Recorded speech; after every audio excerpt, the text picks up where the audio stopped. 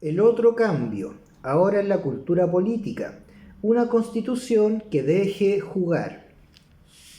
En la constitución vigente reside una dimensión importante de los problemas sociales que han alimentado la rebelión popular que estalló el 18 de octubre en el país, pero no solo en la forma en que ésta es utilizada para proteger un determinado modelo de sociedad, como vimos previamente, sino en la centralidad que lo constitucional ha adquirido en las discusiones políticas en los últimos 30 años. Se trata de una manifestación del papel que han cumplido las reglas constitucionales en la neutralización de la agencia política del pueblo, es decir, la imposibilidad de la democracia representativa para transformar la promesa de la soberanía popular en decisiones coherentes con las voluntades populares supuestamente representadas, que debe ser debidamente identificada, no solo para mejorar la comprensión de la relación entre la actual crisis social y la Constitución vigente, sino para evitar que el problema perviva en el nuevo texto fundamental. La práctica constitucional chilena se encuentra condicionada por una desafortunada concepción sobre la función que cumplen la Constitución y la ley en la configuración normativa de nuestra convivencia democrática, particularmente respecto de la relación que existe entre ambas normas o, mejor dicho, entre el tipo de decisión política que es posible esperar del poder constituyente y del poder legislativo en tanto representantes, mejores o peores, de la voluntad política del soberano. Aunque parezca una cuestión teórica propia del derecho constitucional, lo cierto es que tiene una importancia clave en el actual debate por una nueva constitución, marcado por la relación entre la llamada hoja en blanco y el efecto político del quórum de 2/3 para las decisiones de la Convención Constitucional. Toda materia que no alcance reconocimiento constitucional deberá ser regulada por una ley posterior, probablemente respondiendo a un mandato o reenvío hecho por la nueva Constitución, o bien simplemente como manifestación del ejercicio regular de sus competencias. Debemos considerar que no todas las materias reguladas por las normas jurídicas tienen rango constitucional. La gran mayoría, de hecho, se encuentra en leyes y reglamentos. Asimismo, dentro de las materias propiamente constitucionales, algunas son reguladas con mayor detalle, por ejemplo, el proceso legislativo, mientras otras son reconocidas y protegidas por el texto constitucional con menor nivel de detalle, para luego mandatar al legislador para una regulación posterior por ley. Es el caso de los derechos fundamentales, pues las constituciones tienden a protegerlos a través de ciertos contenidos comunes a la sociedad, que configuran los contornos irrenunciables para los derechos, así como los deberes del Estado que surgen de ellos, para luego darle la competencia al legislador para que regule las condiciones de su ejercicio legítimo. Siendo esta la regla general, la Constitución chilena vigente configura los derechos adoptando una ideología particular, de Estado subsidiario, y debilitando las facultades normativas de la ley. Esta suerte de inversión conceptual, donde la Constitución invade el ámbito de la ley, ha generado una práctica política cuyo eje ha sido, desde 1989, una serie de definiciones institucionales que, al ser constitucionalizadas, impidieron el debido despliegue que se espera del legislador, una democracia representativa.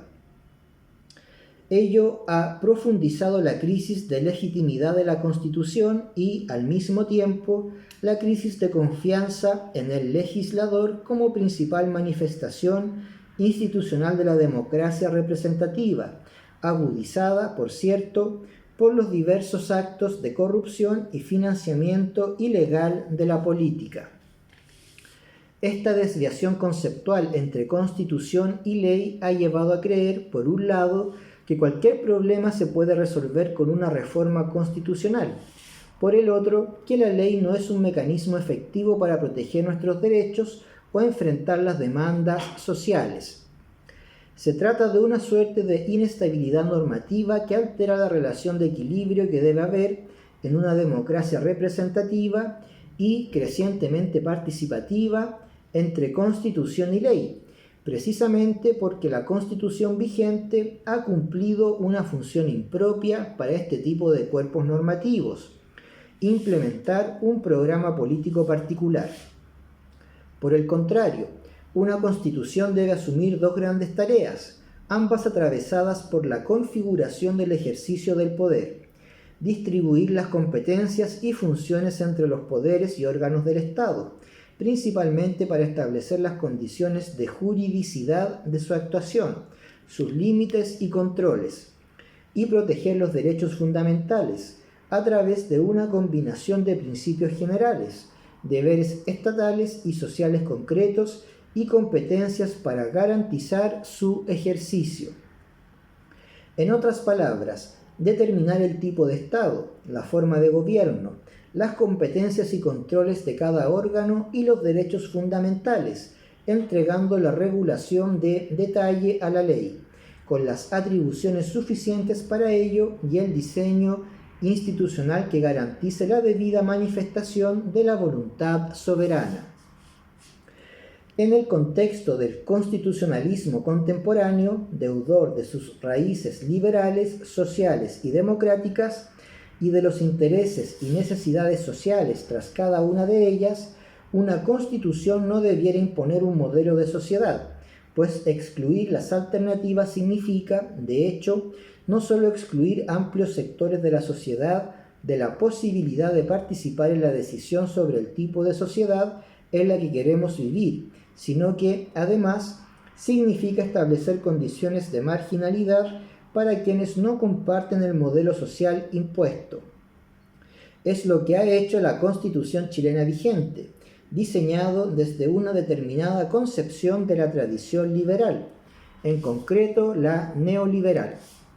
que sobreprotege la propiedad privada y la libre iniciativa económica en desmedro de otros valores que dan forma a nuestra convivencia democrática y que podemos identificar en la solidaridad, la igualdad, la participación y la autodeterminación.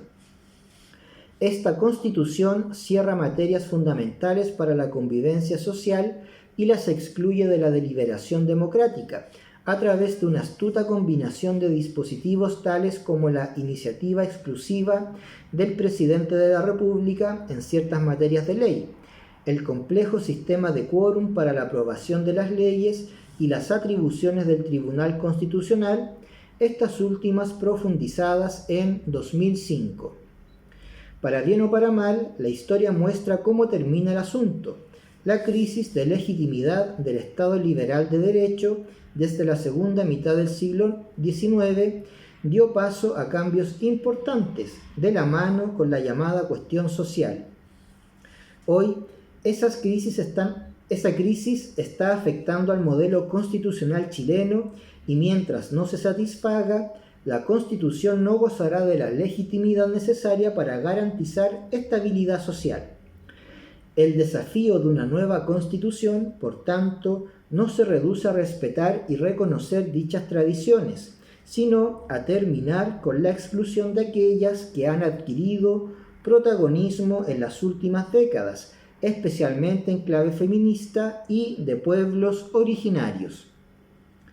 Cada comunidad política, históricamente determinada, tiene el derecho y el deber de autogobernarse, por lo que el ordenamiento constitucional, antes que petrificar determinadas opciones políticas, debe garantizar el juego democrático, de modo tal que éste sea capaz de concretizar el contenido de la Constitución a partir de diferentes opciones políticas, respetando los elementos comunes de la convivencia democrática. Lo único que no debe quedar fuera de la Constitución son los fundamentos del orden social de la comunidad, una suerte de núcleo estable de la decisión constituyente. Esta es la principal tarea pendiente en la legitimación democrática del ordenamiento constitucional chileno: permitir primero, a través de la constituyente, y garantizar después, a través del legislador, que el contenido compartido de este núcleo pueda ser determinado democráticamente por la comunidad, superando las técnicas de amarre articuladas por la dictadura civil y militar. Solo así, este núcleo tendrá la legitimidad democrática suficiente para dotarlo de la estabilidad que requiere la sociedad. Este ejercicio es imprescindible, incluso una vez aprobada y vigente la nueva Constitución, puesto que ninguna forma de expresión del poder constituyente puede pretender que su decisión reemplace la futura actividad política de la sociedad. La soberanía, es decir, el poder de constituir, radica en el pueblo y parte de su ejercicio consiste en delegarlo en una asamblea o convención constituyente para redactar una nueva constitución. Pero parte importante de dicha soberanía, quizá la parte más importante, también se realiza en el ejercicio de la autodeterminación de los pueblos, a los cuales sirven tanto la representación como la participación, y ninguna decisión constituyente puede imponerse por sobre ella.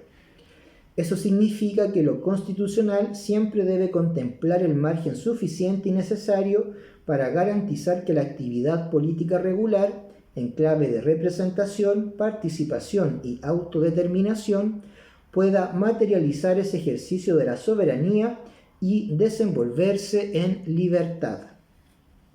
Las futuras generaciones aspirarán legítimamente a determinar las reglas de su propia convivencia democrática, enfrentando necesidades y protegiendo intereses según su contexto histórico y material, que ya sabemos será muy distinto del actual. Probablemente compartirán las matrices básicas recogidas en la nueva Constitución, pero si ésta pretende imponerse por sobre la decisión de aquellos, estará condenada a la ilegitimidad, como lo está la Constitución vigente. En el marco de una sociedad plural, compleja y democrática, la apertura del texto constitucional es un mínimo teórico y político que le permite satisfacer la pretensión de estabilidad normativa propia de una constitución y, en consecuencia, generar las condiciones necesarias para la estabilidad política y social para la convivencia, de las que hoy carecemos. Esta apertura de la Constitución, que se manifiesta tanto en la indeterminación de sus enunciados como en las competencias que entrega la ley, es una garantía para la libertad política, tanto individual como comunitaria, para realizar esa soberanía que nos permite llevar adelante nuestros planes de vida y materializar, al mismo tiempo, el derecho a la autodeterminación. Es una de las funciones que cumplen las constituciones en el modelo actual del Estado de Derecho, garantizar la apertura del proceso deliberativo a través del cual se crean las normas jurídicas, sin cerrarlo a través de argumentos de autoridad, encauzar la política a través de los elementos compartidos que la comunidad política ha consensuado, pero nunca reemplazarla. Esa garantía de libertad política desaparece cuando el diseño constitucional se petrifica contra el legítimo despliegue de las competencias legislativas, como lo hace la Constitución vigente, temerosa de la política como un espacio de configuración del orden político y social. También desaparece ante la corrupción de las formas de representación. Sin embargo, en el afán por neutralizar la agencia política del pueblo a través de sus representantes, la Constitución se condena irremediablemente a la ilegitimidad. A diferencia de lo que ocurrió con los textos constitucionales de 1833 y 1925, la Constitución chilena vigente nunca podrá superar la crisis de ilegitimidad, puesto que sus instituciones obedecen a un objetivo político propio de la década de 1970 en que fue redactada: reemplazar a la política regular y neutralizar al pueblo en el ejercicio de su soberanía. Es por estas razones que concebir la Constitución como una suerte de testamento significa, en la práctica política, cerrar el diálogo democrático en la generación de la ley y en la implementación de las políticas públicas, como ha ocurrido desde 1990 con el texto constitucional vigente, petrificando su contenido y profundizando la distancia con los procesos de cambio social.